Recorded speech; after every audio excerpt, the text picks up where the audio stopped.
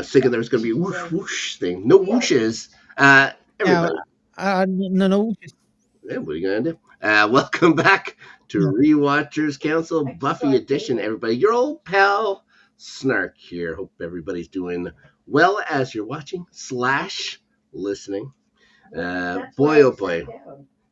Glad to be joined on the program by council member and good buddy, Ferris Muthani. Ferris, how you doing, bud? I'm doing good, bro. I'm doing good. I do like the pause where you had to think about it for a second. Even after this episode, you're still doing am good. I doing good? Yeah, you have to get deep. You got deep. No. Oh my goodness gracious. Well, yeah. This episode, if you were, it was a pretty sad episode. If you're feeling bad, I understood what you did not help. Yeah, I understand why you said it's a great episode, but it's also a horrible episode at the same time. I hate it. So I understand. It's a rough episode. I rued watching this episode more than Beer Bad because I knew what happens. For me, definitely the saddest line spoken on the show is in this episode. One of probably the saddest moments, and it all revolves around the other one. There's one that's pretty close coming up. Season 6, but they have one golden rule on Buffy, and it gets shattered in this one, and we'll talk about it when we get there. But first, I'm joined by myself, as Ferris has decided to chicken out while I talk about what happened when this episode was aired. It was aired originally November 9th, 1999, written by Marty Noxon, also directed by David Grossman. Both of them, the last thing they worked on for this show. Living Conditions. A fun episode. Certainly different in tone, I would guess, than this one. But something that sets the plot of this in motion for sure. The number one Buffy. Well, first, I'll bring this up again with them. I wonder if he remembers it. The Bone Collector. You remember that? Denzel Washington and Angelina Jolie. Angelina Jolie, one of my least favorites ever. So, moving on. Number one song in this United States of America that Ferris lives in. No surprise, it's Smooth. No surprise at all there. The number one song in Canada, no surprise, it's Mambo Number 5 by Lou Bega. Has been forever. Canadian people are strange. Remember the whole Chumbawamba thing? And I'm lagging. They were number one for how many weeks? Well, Lou Bega's right there with them. Just a year later. Number one song in the UK. This one is different. It's called Keep On Moving. I was pretty sure that it was just a remake of the, Soul to Soul. Keep On Moving. It's not. Guys, yet another darn, what is it, boy band ballad, like with the acoustic guitar and the guys, and does the damn boy band thing where a guy comes in, he's singing from the heart and stuff like that, and the next guy comes in with the deep voice and he'll sing it the next time. God, terrible. What an awful time to be a popular music artist in the 1990s, almost 2000s, guys. We've almost gotten to Y2K here on Rewatchers Council. Oh boy, just imagine what would happen then. Everything's gonna come to a screeching halt. Society ends at Y2K, if I remember correctly. Now, DVD summary time. We got Willow's feelings of jealousy over a sexy singer. Yet the Bronze are confirmed when she discovers the woman is a werewolf who has her eye on us. Has a little more than our eye. If you know what I mean. Guys, you know what I mean. Now, it starts, of course, Buffy running through the campus. Campus? I don't know what they call it, just the there's like a lawn, typical Buffy stuff, running around. This time, though, she has a vampire chasing her, and she brings him to a little secluded spot, where obviously she was just springing a trap on him here. She just wanted to get away from all the normal kids, young adults now that they're in college, I guess. So, gives him a quick little poof. The guy wasn't even around to appreciate her heartburn punch. She was disappointed in that. But overseeing everything, standing somehow on a hill, I'm imagining. It's a familiar bleached blonde fella we've come to know on the show. Now, Spike is going on his usual diatribe. How, the big bad's back.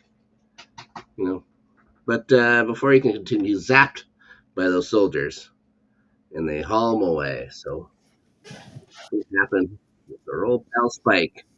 Now that he's been taken into possibly custody, possibly, I don't know. We'll see what these guys are all about. I'm sure at some point. What do you think, Ferris? Yeah, it threw me off when he shows up and then just disappears. I don't know. We'll see. Can you hear me? Yeah, I can hear you just fine. Oh, I can hear perfect. you. I just want to make sure. Sure. Now, moving on from the little intro here, we've had the theme music going that Ferris just loves even more than the Angel theme. It's more than anything in the world, really. I don't think that's yeah, okay. He's still sad from the episode. Now, the Scoobs are all at the Bronze. Pretty sad episode, Rob. It's a rough episode. This is it's terrible. We're gonna make it through. We're gonna get through this, pal. The Scoobs are all at the Bronze, which is nice to see, considering what's gonna happen at the end of this episode. At least they get one little moment together there. Giles shows up, kind of off-putting, sometimes not bearing news of some kind, which is also strange. He's just there to hang out, check out some of the local rock and roll combos. Mm-hmm. You know what I mean? Oz does defend him, saying he's checked out his music collection and it's pretty tight. Is that what the kids say first? Yeah, some kids. I still say it. I still say pretty tight. Attaboy.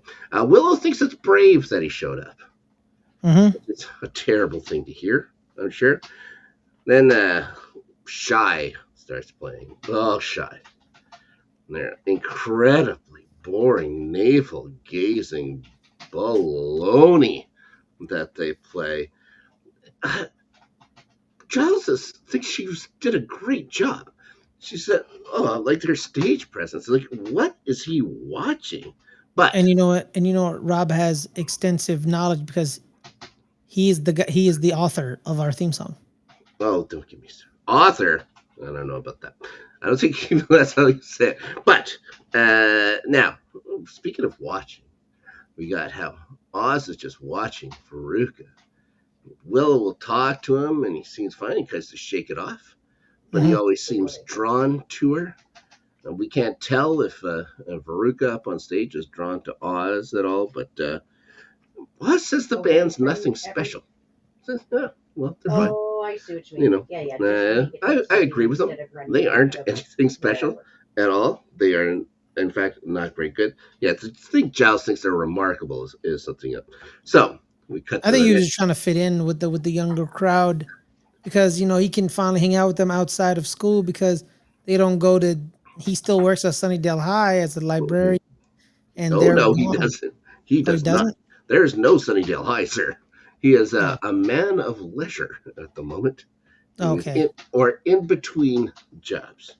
Okay, I get. I thought he was still there. I think I forgot that. I think I missed that episode. There is no there anymore. Yeah. I don't think you missed that episode. The entire school blew up. The graduation. So dumb. So, anyways, next day, we get a nice moment here with Oz and Willow. They're just waking up. She wants to have some more, let's say, moments nice moments with him, but doesn't have time. She's going to be late for class. And the full moon just so happens to be starting that night She was as well. speaking gibberish in her sleep. And then he's tried to say something. Then she knew he was awake, so she said gibberish. When it's a little Yeah. cute moment for the two Yes. of them. Maybe for the very very last time. So she mentions that there's going to be a Wicca group she wants to check out on campus here. Ferris. I don't know if anything will come of that. Now, Yeah. it just so happens that the orientation for this Wicca group happens over the 3 nights of the full moon. So she wants to make sure that he's okay locking himself away. He says he's going to be fine with that. He says a nice thing about it, not wanting to be away from Willow for 3 nights. That's the hardest part. So, all these things are nice things to say. If you mean, you know what I mean? Mm-hmm. Now, we go to Professor Walsh's class. She wants Buffy to lead a discussion group. Her grades are pretty good here. It makes Willow academically jealous, which has never happened before. And not just like pretending. I think Willow was pretty upset that Buffy got to do all this stuff. Mm-hmm. So she's going to go meet up with Willow and Oz at the cafe, but has to go talk with Riley first about the discussion group that they do. She said the Professor Walsh told her, you got to go talk to a TA about it for some reason. Anyways. I realized where that guy is from. Okay. He is the Secret Service member from the movie First Daughter who falls in love with Katie Holmes. That's the most ridiculous thing I've ever heard in my life. That's what you remember Riley from. Yeah, that guy. Yeah, I do. He's also in a show called Necessary Roughness on USA. Yes, he was on the Necessary Roughness show. Yep. Now, is that where you know him from? No, I know him from this show. Oh, okay. I can't really remember. I know we talked about it when he was first introduced in the first episode of the season, but I can't remember any other time I've ever seen him. You've never seen First Daughter? No, okay. I have not. Nope, didn't do it. So anyways, we see Oz just so happens to run into Veruca, who's on campus for some reason. I don't know if she goes to class or whatever. It's never explained. Anyways, they sit down. Oh, I guess I shouldn't mention, we've had to talk about Veruca a couple of times. She's played by Paige Moss, and I'm sure Paige Moss is a delightful lady, but I hate her. I'll hate her forever. I agree, yeah. Rob. Yeah, she's had roles in Can't Hardly Wait. I'm sure that's one of your favorites if you like things like President's Daughter or whatever. 90210. She was on you never saw 90210? No. I guess that wouldn't make sense if you had. That Hercules, the Legendary Journeys or whatever it's called. She had a Seinfeld episode, Jag. She was on Jag? Oh, nice. She was on, well, probably just a Jag, but there you go. Now, interestingly, this same year that this show comes out, she was in a movie with Lindsay Krause, who plays, of course, Professor Walsh. And it was called Total Stranger. Oh. You haven't? Oh, you don't remember them from Total Stranger? I don't remember the super popular movie that everyone, I'm sure, has heard of. No. Yes. Now, Oz is going to compliment her lunch for some reason, and then compliments the band, who he just already said was nothing special. So maybe something's up here with Oz. Mm-hmm. You know what I mean? Then they start doing technical talk about amps and stuff like that. It sounds dirty and blah blah. I think foreplay. Foreplay. It's foreplay for them. Baloney to the ears. I don't think it makes any sense. Mm-hmm. Willow then shows up, tries to join in. Of course, things are awkward now. Then Oz just leaves, leaving the two ladies alone. That doesn't last for long. Of course, Veruca gets up to go take off somewhere. Willow tells her Buffy joins up. Eventually, she was just watching from afar. She thought it was kind of weird. She tells Buffy that she thinks that Oz thinks Veruca's sexy. She doesn't want to be the jealous type, though. You know, mm-hmm. They talk about. I want to talk here about flogging and punishing. You know what I mean? Mm-hmm. Not great. Buffy tries to assure her that Oz I mean, no, I don't know what you mean. Oh boy, good job. No. They will. She was assured that Oz will just forget about Veruca in a couple of days. Which means after the full moon, but she doesn't know that way. Mm-hmm. Now he's just not the straying type. That Oz. You know what I mean? Well, he's a dog, so we don't know. Well, he's going to be in a cage here in a second. Mm-hmm.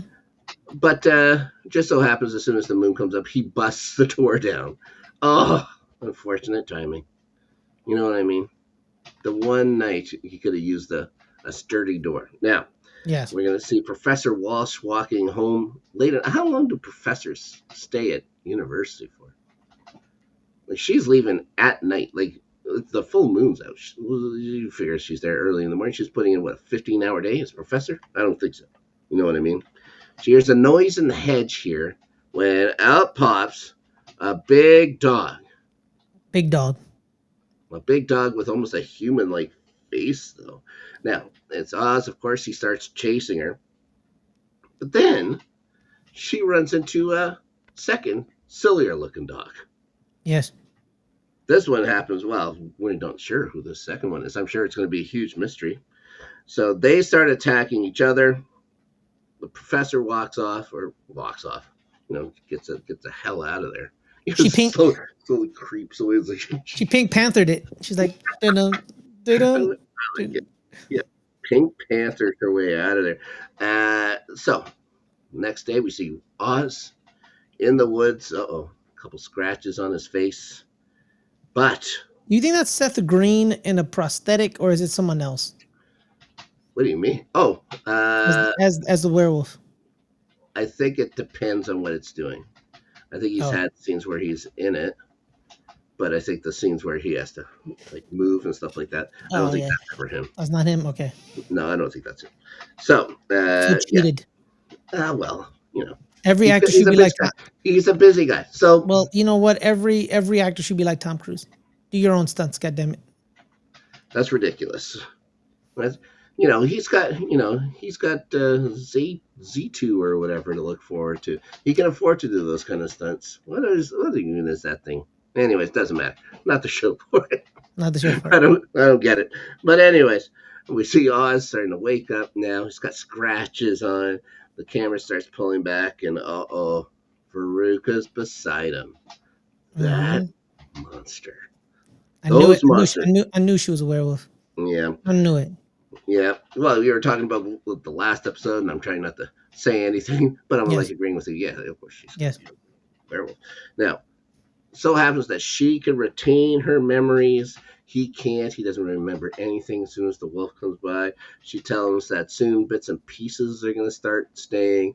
Eventually, he's going to have just total recall of everything he does with the wolf. She tells him that he's known what she is from the moment he saw her.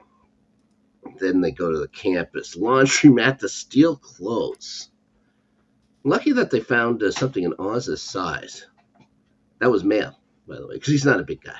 Mm-hmm, yeah. They could have stolen from the same laundry, the laundry hamper, if you know what I mean. They're about the same. So, anyways, Oz wonders how they got out of their cages. Veruca informs him that she's a You have a cage? She's a free range. She's a free range werewolf. You know what I mean? She wonders if he thinks he's just a regular guy. He answers he's only a wolf 3 nights a month. She counters with, you're the wolf all the time here, pal. You know what I mean? Very deep. Yeah, she tells him that there's no need to wait for the moon to do damage to each other again. That just gets the blood boiling. Mm-hmm. You know what I mean? He says, this is ending now. She wants to help him come to grips. That was kind of like not even a euphemism. That was kind of like a violentism because she was like, do damage. Yeah. She I'm not putting shame on anybody for what they like and stuff like that. Mm-hmm. I can put shame for who they do it with sometimes. You know what I mean? This guy was hands off, but didn't matter. Anyways, she tells him he's going to come to grips with who he is, but Oz isn't down with killing folks. He's a good werewolf. He's a werewolf. He's supposed to be good. Mm-hmm. He just leaves. She says she's going to see him tonight. And that's ominous. That is not good for an audience member to hear. I can tell you that. Ain't that the truth? That's going to mean trouble. So Professor Walsh is telling what happens to Riley. Buffy shows up, and then Professor tells her to watch out because she was attacked by 2 wild dogs. Yes. Just walking around campus. So it was like, wait, 2? Yeah, you mean 2? Buffy gets the whole attacked by the dogs thing. But the second dog is oh boy. Anyways, she shows up at Oz's.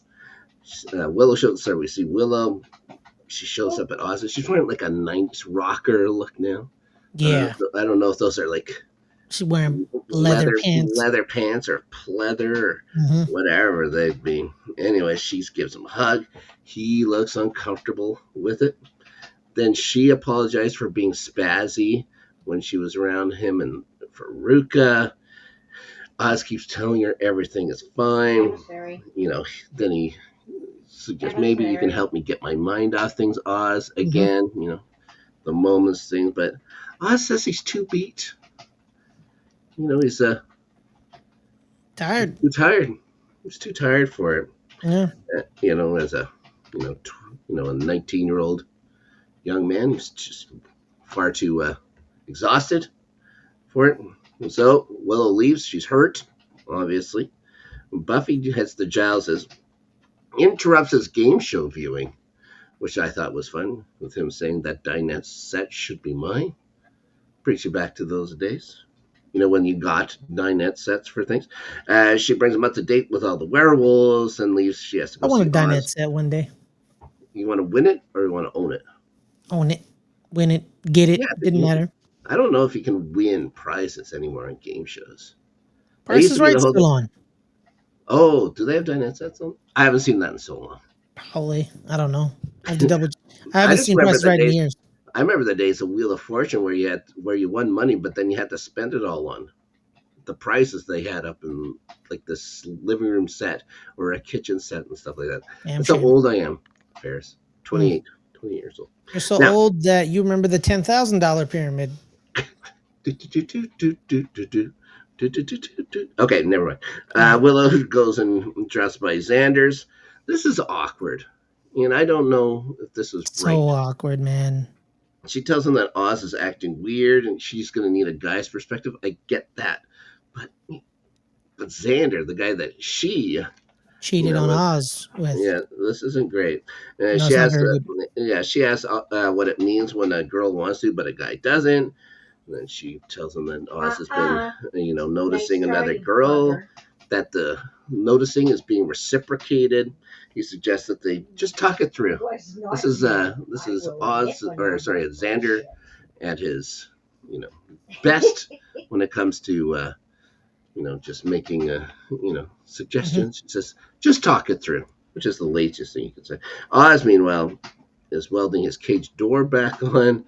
Buffy shows up there, tells him what Professor Walsh says. I said professor, like I'm what's his name from the NFL there. Said if he remembers another wolf, he tells her he doesn't remember anything when he's a wolf. I'm like, come on. He tells him that if she finds it, he might be getting a roommate. Dear Ferris. Yes. Well, I think someone might be beating her to the punch. You know what I mean? He asks if he's okay. He says he is. She leaves. You'll notice that Oz is getting moments with Willow. Oz is getting moments with Buffy. I had it. Because we know that this is going to be someone's last full-time appearance on the show, of course. And as much as Seth Green and Sarah Michelle Gellar know each other like from school. They've been friends since they were very, very little, so it was nice to get these couple of scenes this episode, a couple episodes ago together. They really didn't have too much together through the run of the show, but they made sure they got a few towards the end of his run here. Anyways. A good connections. Yeah, they're buddies. So we get to see Shy practicing again. It's awful. We have to endure this for a bit while a montage happens. Oz is just alone in his room waiting for the moon to come back for some reason. We get to see Willow at that Wicca group a little unfocused here. Then later we find out that Oz had grabbed the phone for the montage ends. He had invited Veruca over to his cage, told her where the cage is. She gets there. She doesn't want to go in the cage at first. He warns her that people will be hunting for her, and he knows those people. He knows what those people can do. Says she's going to be safe in the cage. She tells him that she could sense him and asks if he sensed her even before they met. Yeah. He tells her to come in the cage again, then grabs her and kisses her. Door closes behind them here, Ferris. They wolf out. They're holding hands and kissing before they're wolves now. That whole thing with the wolves' hands going up when they're holding hands thing was, I didn't like that one bit. Anyways, now, one of the hardest scenes to watch. Oof. That's in the entire run of the series. The top two always have to do with Willow. She shows up in the morning, sees Oz and Veruca together. He tries to explain. Naked. Well, butt naked. Veruca just unshaken. She doesn't give a shit. He tells Willow that he needed to lock her in since she's a wolf too, just like him. He reaches out to her. She recoils back, slaps his hand away. He says he didn't have a choice, Ferris. She reminds him that he did. He could have told someone instead of locking themselves away like this. Veruca says, she's got a point, which is uncool. He tells her to get out of there. And then, I don't know if we've ever heard Oz yell before, but he yells now at her to get out. He says he's sorry again to Willow. She says she knew. Even if he said everything's fine, she knew. Then Oz pulls the dick move of reminding her that he knew how it felt. Yeah, she says it doesn't compare. She says if it's payback, the thing with Xander doesn't compare with what they had. He tells her he doesn't remember what the wolf does. She says she knew that he had feelings for her, before in regular Oz form. He says she could always sense something. She asks if what that sense of Veruca is more than his wanting her, which is hard. Then he just doesn't answer. She leaves. She wanders downtown and just steps into traffic. And almost gonzo Willow. You see Buffy call out to her and run, but it's Riley that pulls her up. Also, I'm going to say this. Sunnydale drivers suck. They are the worst. I don't know how preoccupied they are with everything, and they drive too fast. This is like the second episode in a row. Well, the first time someone actually does get hit. This one, someone almost gets hit. They're just bad drivers. I got to say it. It's not even like it's high traffic. There was nobody else. Like, oh my God. It was daytime. Daytime, and they're on a city street. Ridiculous. So you're not supposed to be going that fast anyway. They're terrible. They're awful people. Anyways, the car that was coming, you just never even slowed down. But, Willow doesn't answer when Buffy asks what's wrong. She's almost catatonic at this point. Riley says to take her home and tells Willow that whatever's wrong, it isn't worth hurting herself. Yes. That was painful to see. Just Willow in pain is the tough part. Well, I kept saying, like last time, I said, this episode shatters the number one rule. Do you know what the number one rule is, Ferris? Never hurt Willow. Never hurt Willow. And this one just crumbles that rule. Anyways, they get her to the dorm. Willow, by this time, must have told Buffy what's happened. She says she's going to go find Veruca before sunset. Promises that she's going to find Veruca before sunset. Asks if Willow needs anything. Tells her to put the blame where it belongs, and reminds her not to hurt herself. Willow's like, "Yep, okay, she's fine." Of course, as soon as Buffy leaves, Willow has her expression change here. She looks determined. I think is that a polite way of saying it, a good way of saying it, I guess. Yep. And she is going to go put that damn blame where it belongs, and reaches into her magic stash for it. So we see now Oz calling around trying to find Veruca, of all people. Buffy walks in asking where she is. He isn't sure, but will lead her to the places where they're drawn to. He starts to talk to Buffy, but she just nips it. She doesn't know. Come on. Now, we see Willow. I guess she made it to the. Is that a chem lab or something like that? It's probably where the Wiccan Club met. Maybe. I always think back to the high school where there was just always an open classroom for whatever they needed. They always, no matter what time of day or night. By the way, anyways, you can see her start to perform the spell in the chem lab. It's about having Oz and Veruca's deceitful hearts broken here, Ferris. And then we get to see Oz leading Buffy through the woods. Willow's spell seems to be working now because all the beakers or whatever are now floating. Oz says he can smell Veruca, which isn't great, So he leads her to a spot, but it's just a pile of clothes in the ground. He says, well, this could be from the other day when she turned into a werewolf, but whatever. But then Buffy says, more it's left to throw you off the scent. So he starts making a hightail for where Willow would be. Buffy says she's going to be right behind him, but like 5 or 6 steps into it, she just runs into another one of those soldiers. Yeah, man. Showed up again. This is like the 5th, 6th time we've seen some of these guys. This is the 2nd time she's seen them, and she's going to explain later on a little bit more about it. Anyways, go back to Willow, back in that class, and the last thing she has to do is burn a picture of Oz to get the spell to work and break their hearts forever. But, we see Veruca come to the door now. She says, you thought you were going to be playing rough.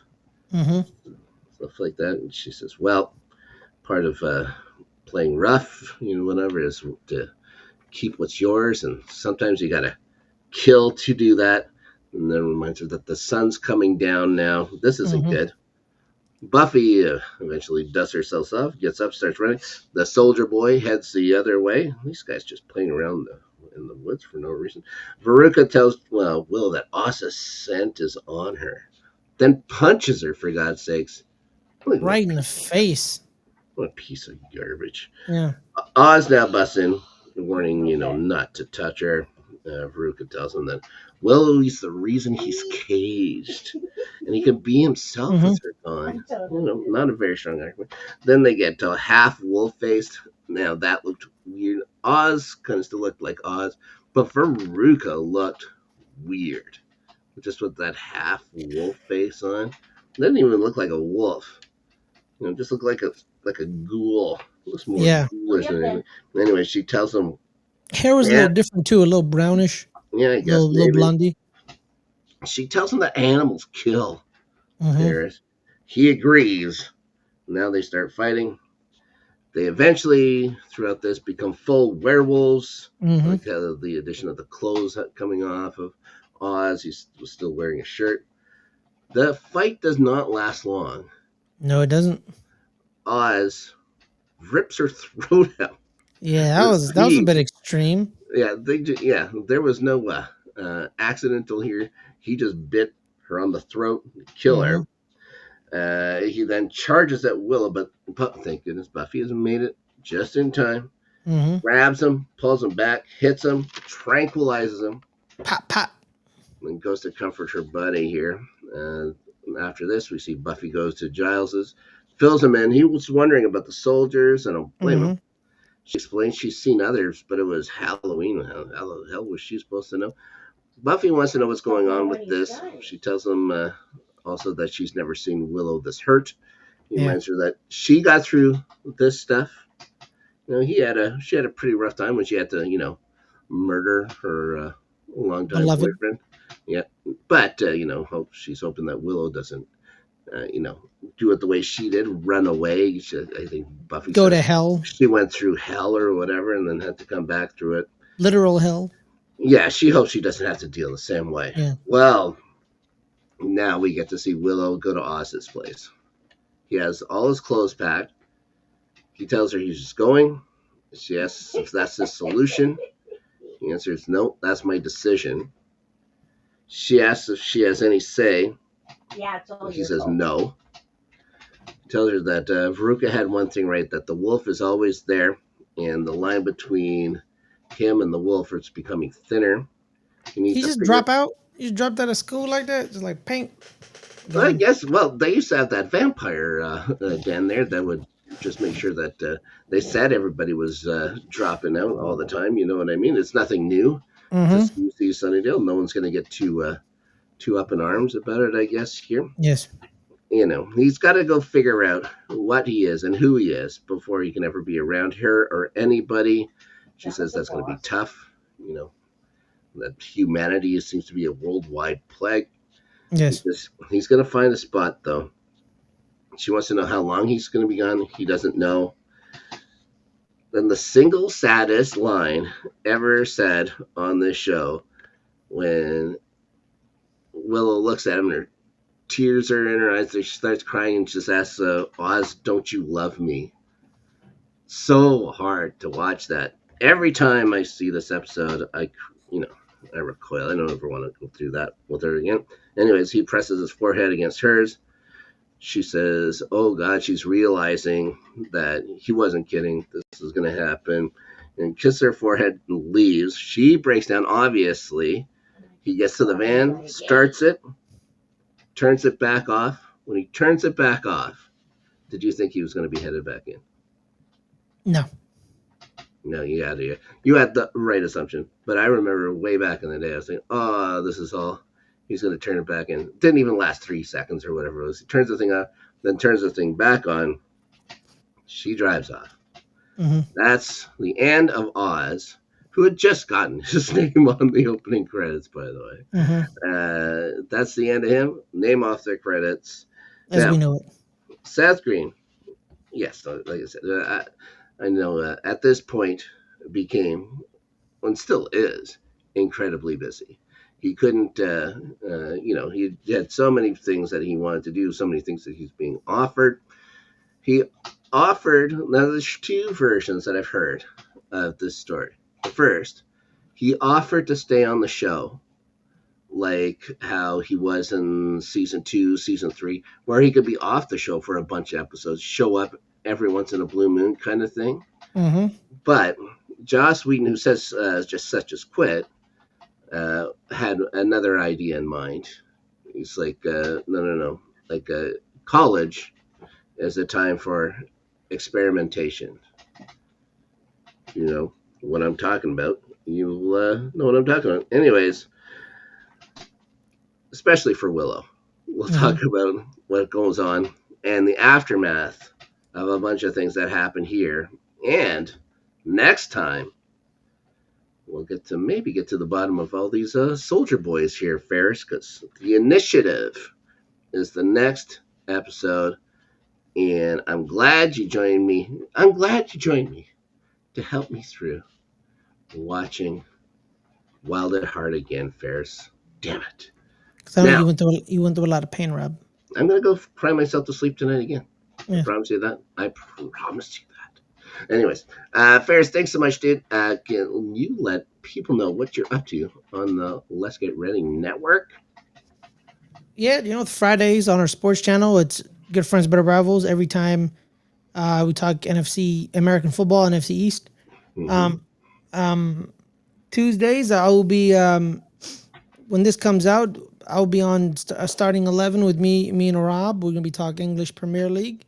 That's probably going to go 3 hours because we don't shut up. But yeah.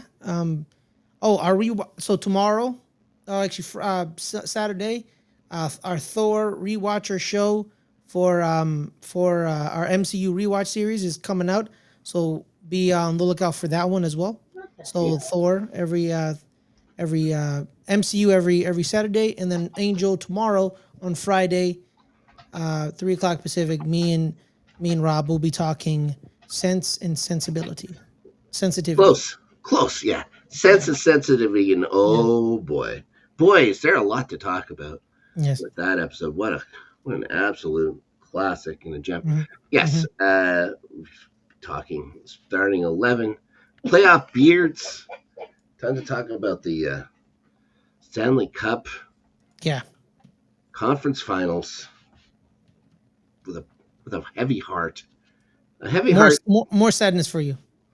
More sadness for me. The darkness was lifted a little bit with the results of the Leafs and Panthers series. I can tell you that because in Canada there's 2 Stanley Cups. The one if you win it is fantastic. Yes. And the one where the Leafs are finally out, Oh, almost as sweet, almost as sweet. And I think that's something that every hockey fan can come together with. Yes. Maybe not the Leafs fans. And anyways, after night this week. We'll be back in a couple weeks. I went and saw Thunderbolts last night. Very good. After you guys had talked about for a little bit on the last LGRN After Snark. Danny wants to talk about it more in depth, so we're going to do that on the next episode of LGRN After Snark in a couple of weeks. But until then, in the words of our old pal Oz, we bid you until next time, a fond farewell. Mm-hmm.